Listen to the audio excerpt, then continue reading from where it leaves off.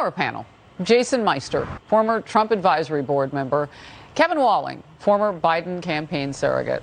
Kevin, I'll start with you. You are definitely on the defensive as the president of the United States if on several days later you need a cheat sheet. And actually, it's not even what you had said previously. It's the White House's messaging.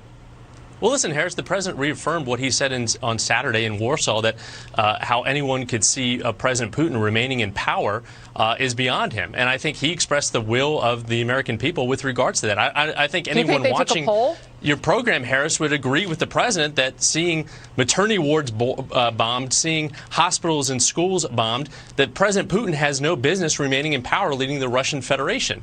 So he was explaining that that was an expression of his moral outrage. And presidents use these cue cards all the time. I remember when Donald Trump was meeting with victims of gun violence, he had questions prepared, written out, and the same press photographed those cue cards. So this is a non-controversy stirred up just because the president actually took questions following that press conference, including from Peter Doocy. So this is the latest fake controversy. The president was using cue cards. So this is what we now need to talk about because the president was taking questions. That's just too cute by half, right? I don't think so. Fake controversy because other presidents, you're right, they've had the names of the reporters, so on and so forth. The difference here is that the answers are there, and one of the answers was actually not what he originally said. It's messaging from the White House, and it's clear as day because he's tried to say it, they've said it, and now he's got to continue to clean up. And this one has global consequences, this gaffe. Jason? Yeah, Harris, look, Joe Biden said it himself. The words of a president matters. And we heard the comments he made to the 82nd Airborne. We heard the comments about chemical warfare. We heard the comments about regime change. And the regime change comment is one of the most dangerous comments ever made by a sitting U.S. president when confronted with a nuclear power. And so when you have the most powerful man in the world not being able to speak truly, and you can't rely on what he's saying to be true, you're in a very dangerous place. And I think that's where we are right now. You can't trust the most powerful man in the world to speak publicly. I just don't know if it benefits the country or anyone else trying to be partners with us to say that the man at the top didn't just say it and he meant it, but he said it because he couldn't really control himself from saying it because he got all emotional in it. I don't know that a dictator who's killing people by the minute is really going to see that as somebody he can sit down with, A, trust, B, get anything done Harris, with. we shouldn't trust President Putin. There's no but you want to be able place to on deal earth we with should him. trust President Macron, Putin. France's president said... But Kevin, you need to be able to negotiate. Yes, absolutely. I mean, France's president, peace. Macron, has said he wouldn't have put it the way that Biden did because Macron, is actually talking with Putin. Our Pentagon says Putin won't even take our phone calls. And look at what the president has been doing, rallying NATO and the Western world against President Putin. So what has he been doing? Because what we're reporting on is the fact that not much has really changed since he gave that talk. Well, don't take the words of me, Harris. Take the words of President Zelensky, that they should be who said right President now. Biden has done more for the Ukrainian president, the Ukrainian people, than any president before him.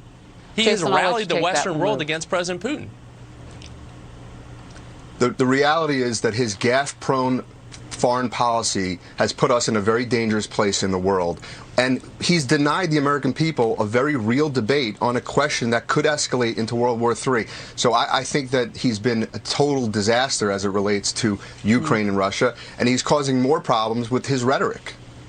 And, you know, the generals can't be wrong, Kevin, when they say that we need to do so much more. Let's move on. We absolutely should be doing more. Hunter Biden, nowhere to be found on the broadcast news, the alphabet soup networks, as I say, because Fox does spell a word, despite his sketchy foreign dealings. One study shows the network coverage has not featured his name once, not one time in 260 days. Not even after the New York Times finally admitted the New York Post laptop story was true. And the damaging emails on it were real. I'll go in reverse order. Jason, I'll start with you.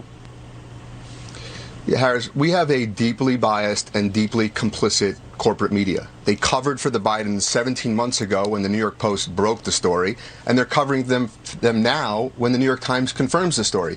But the reality of the story is really, this isn't a story about Hunter Biden.